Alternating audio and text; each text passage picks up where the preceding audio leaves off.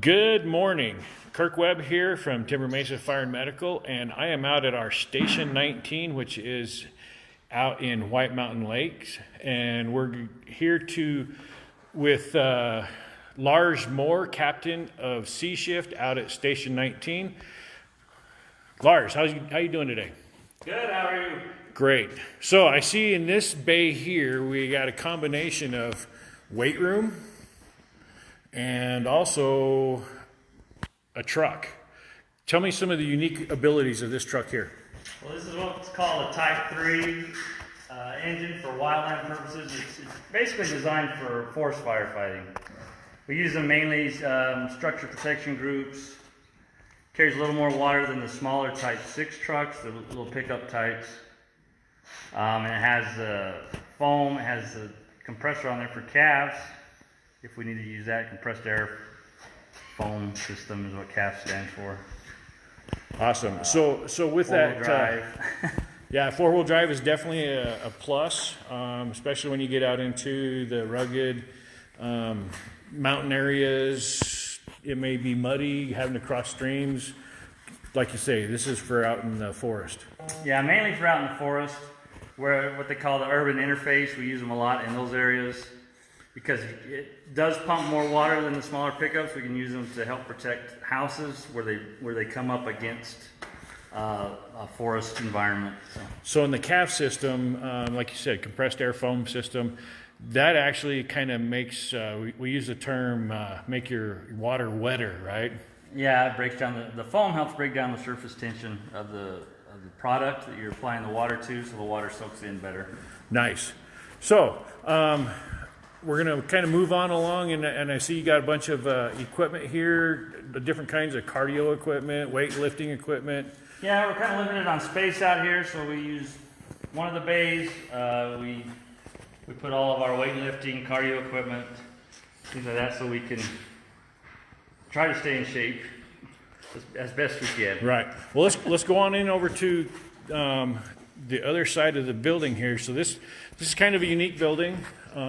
Here in the center, we've actually got the living quarters. And this not only functions as a way to be able to see news, but also do training. You can see we've got the camera.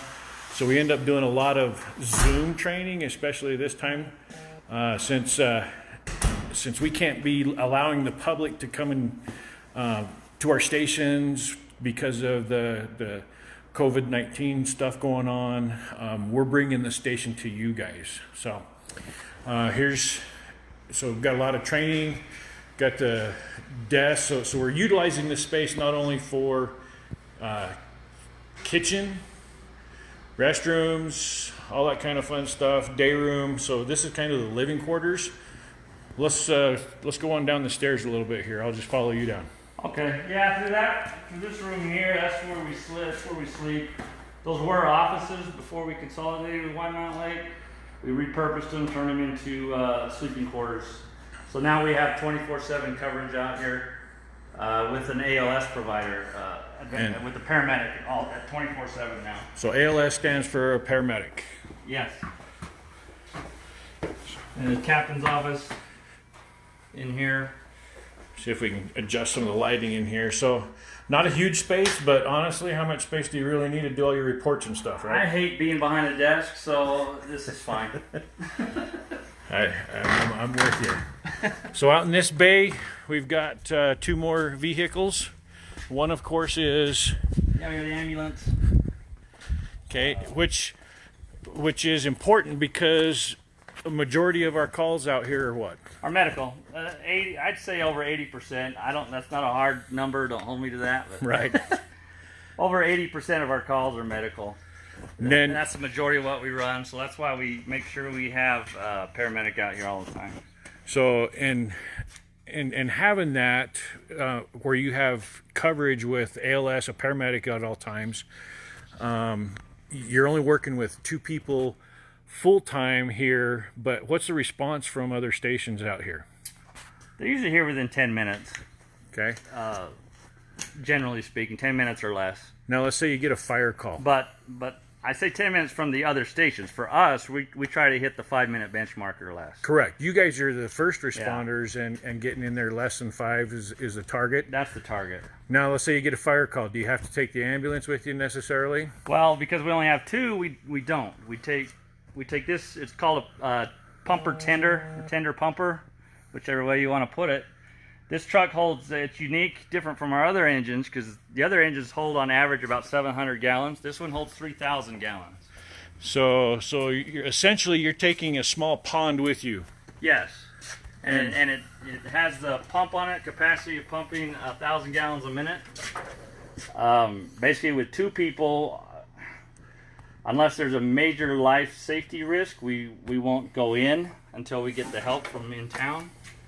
But we can hit the fire from the outside, and we can have everything set up so when the other truck from Show Low gets there, we can hit the fire right away.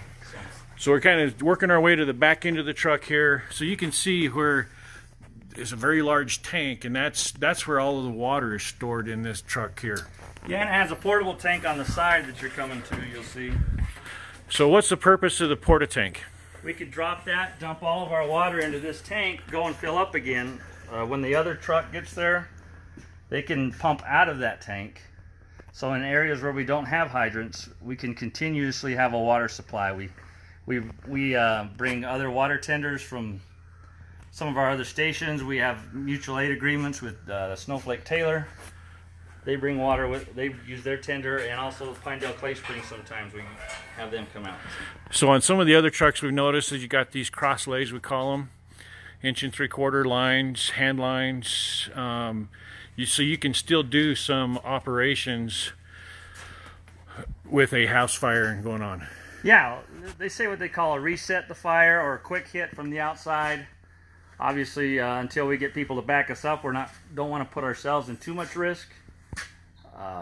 Going inside where we could potentially get trapped and no one there to back us up. So excellent. Well, we've got a couple of comments. We've got Jamie Dice saying, great job, appreciate all your hard work. And I know we all love our jobs, and that's why we do what we do.